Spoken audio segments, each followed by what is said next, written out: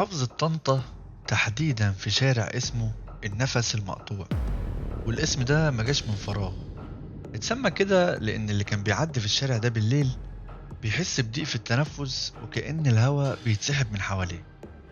في الشارع ده كان في بيت صغير، البيت ده كان ورث من جد لابنه ومن الابن لحفيده. اللي حصل جوه البيت ده خلى أي حد يعدي من جنبه يغير الرصيف اللي ماشي عليه، واللي سمع القصة بطل يمشي في الشارع أصلا.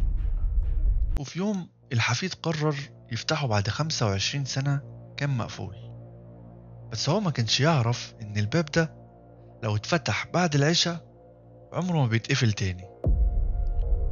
البيت ده موجود في طنطا، وبيت شكله عادي خالص، 3 أدوار وبلكونة صغيرة في الدور التاني وشباك دايما مقفول.